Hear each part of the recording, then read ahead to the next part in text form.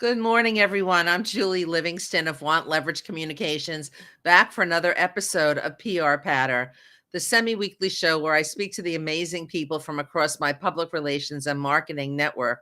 If you like what you see today, go to my website at wantleverage.com and check out our free downloadable, Make Your C-Suite Stand Out on LinkedIn.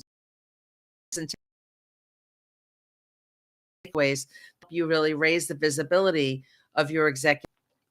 I'd like to welcome today my special guest, Linda Zebian. She is Senior Director of Communications at Muckrack, where she sets internal and external communication strategy for Muckrack's enterprise, including messaging, issues management, media relations, social media, and employee communications.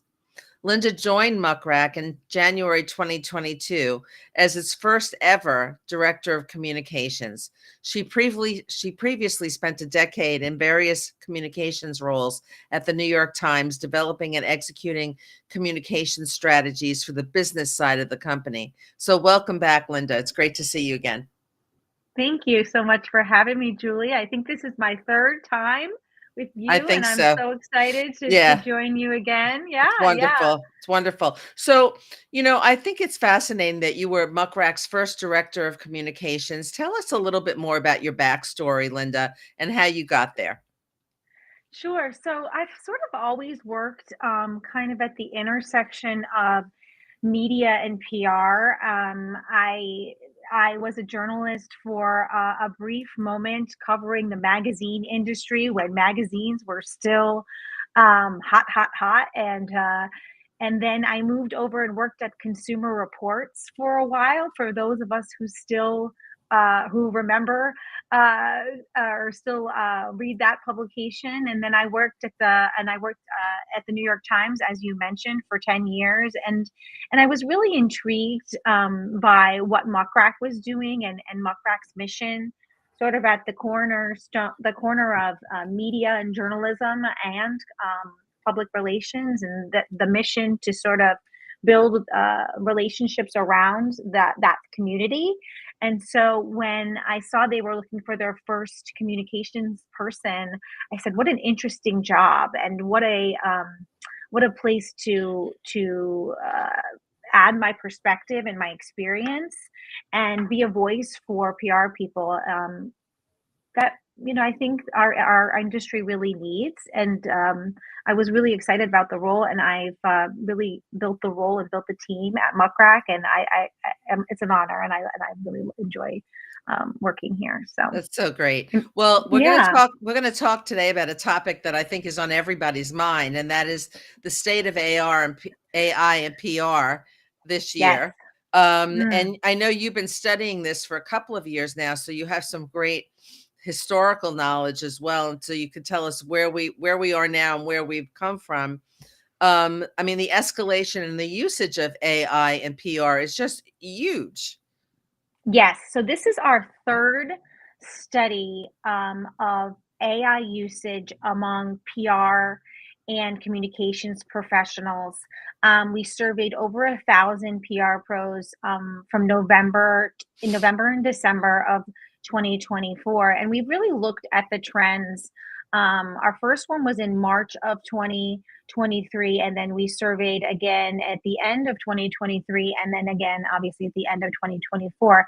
And what we've really seen is, escalation of usage among our industry, and also the quality of AI tools increasing as well. So, and what we've seen really generally is folks are increasingly using it, and then that small cohort of folks who are sort of kind of holdouts remaining stagnant. So the people who are, it seems from the data that people who are not using PR are just not using AI, are Right. just not going to use AI. So really, right now, about 75%, 3 out of 4 PR pros are using generative AI at work. Wow. Wow. Yeah, yeah, which is about 3 times the number of what it was in our initial study in March Wow, 2023. that's dramatic. Yeah, it is dramatic. And I mean, I think that's a reflection of obviously time. and giving folks time to warm up to the technology, but also the quality that these tech tools are outputting for us. Yeah. It's really, it's so interesting in many, many ways, but also because PR people are always stuck for time. We're always multitasking and doing so many things at once, trying to develop pitches, trying to, contact the media at the same time, creating content, whatever. Our roles have really expanded. So this has become, I guess, a huge time saver. It has. 93% of the pros who are using it say it speeds up their work and it helps them create complete projects more quickly. Only 6% said projects take about the same amount of time when they use it. So it definitely helps speed up time. I know in my own work, it helps me certainly speed So, up time. Yeah. so what's the difference? I mean, do you know the how many people are using paid versus unpaid Yes, AI we do. services?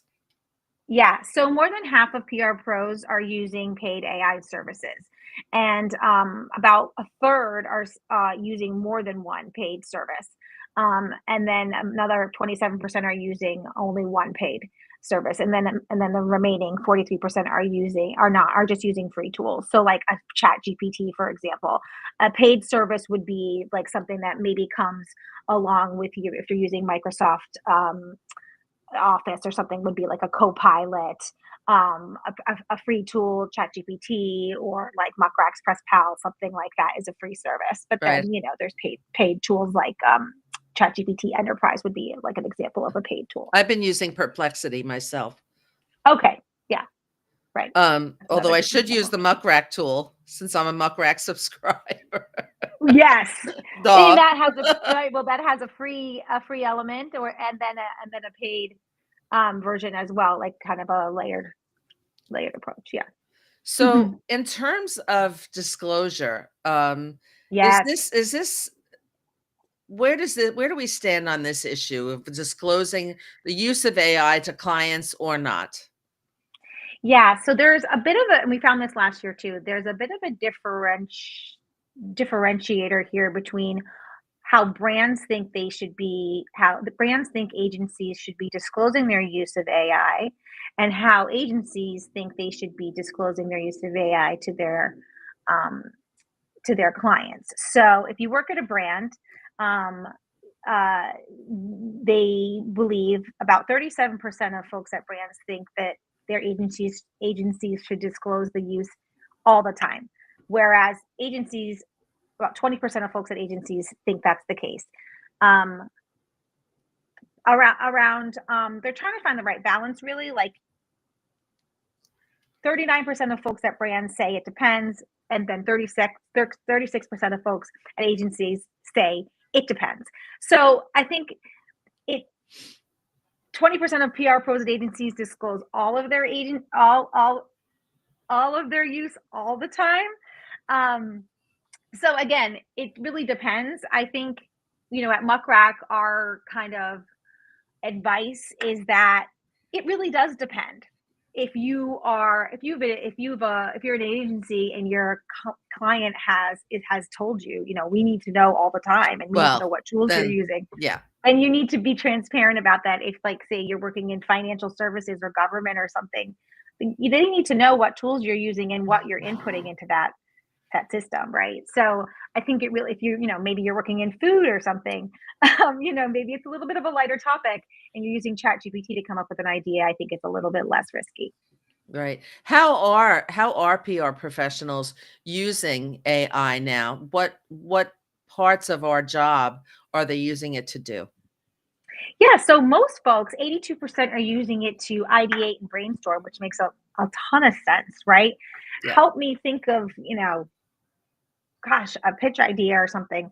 And then 72% are using it to write a first draft, which is interesting. I've Wow. never done that before. I haven't I've either. never done that before. No, because gosh, I just think that would just take away so much of the creativity of the job. I don't know that if I could do that. Well, What and then you 70 worry about the flavor, the original flavor of it. Yes, yes, I do. I do. I am very curious though, we're a little bit more seasoned, you and I, Julie. I do wonder how some of the more new PR pros are, if they're the ones using it mostly for that. 70% use it to edit or refine a draft. That's me. That's me. I use it to edit and refine all the time. A lot in internal communications, because sometimes I don't have time. Sometimes I just kind of like throw things on paper and just get Interesting. all my thoughts out. And then I'll put it into the Chat GPT Enterprise and I'll be like, polish this. Because it really just removes kind of all of those extraneous words. It'll bullet things out for me where I should really be listing things versus using long prose. It's really, really useful for things like that. And then 59% of folks are using it for research, another 59% for social copy, 51 for press releases, and 51 evenly for pitches, which is great. And then another 42% for strategy and planning, which also makes a lot of sense. Interestingly, only 20% are using it to find journalists, which, I mean, I think that makes sense. I think most people are using, tried and true PR tech to find journalists. I don't know that, it's like using Google to find journalists. Like, nobody wants to do that. No, you're gonna use Muck Rack for that. Yeah, I would say so. So, but I think, these for generative, this makes a lot of sense. Right. What are some of the common concerns that users or non-users have about using AI in the workplace? I mean, we just talked about one of them in terms of, potential for losing the original flavor of something, especially in a pitch. Right. Yeah, I think 68% of folks said that it'll lower the quality of the conversations, and that another 60% or so said that content will not be original or creative. And I don't disagree with that. And I think, that's a threat to journalism generally, but it's also a threat to, gosh, how many, journalists are getting so many pitches now. Or they were even before Chat GPT came out. So it's like, gosh, what are they getting now? Right. Constant. I can't imagine. Right. And how do you set yours apart? Like how is it going to look look different? Yeah, I mean, I think my answer to that is your story's got to be better than ever. The exclusivity and the newsiness of your story has really got to be better than ever. And it's not really about the pitch. I mean, the pitch has to be great always, of course, but it really is about the story. But the top reason that the top concern is that younger or newer PR pros won't learn the principles of storytelling and problem solving, and they'll rely too heavily on the tools. My biggest concern is that they won't learn how to write. And that right. And also research properly. Right. How do you really, because a lot of times we use non-traditional methods of researching things. Right. How will they know how to do that? Right. And with research is really problem solving, right? Yeah. At its core, to know sure. something. Right. I need to find something out to solve this problem or fill this gap. How do I do it? And that's a little concerning. I mean, Google kind of like took us halfway there, and now I think we're like at 100% of like, give me what I need instantly. And now with agentic AI, where you can basically like hire a virtual agent to do things for you, that's emerging. That's even almost scarier, right? Agentic. So do you think they're teaching how to use AI properly in schools at this point in the top PR programs? I guess lecture at Boston University. I think from what I understand so far, they are. I think most of the professors are PR, have been or currently are still working PR pros like you and I. So I do think that they are. Yeah, I'm a graduate of the Newhouse School of Syracuse University, and I know that they are teaching it there too. Yeah. Because we've had conversations with professors there about it on this show. Yeah. And that's you think it's going well so far? I think so. I think, look, we all know that it's one thing about learning about it in school. It's another thing when you're actually implementing it. So I'm assuming, and I don't know this for sure, that they're giving students projects where they are using some AI tools.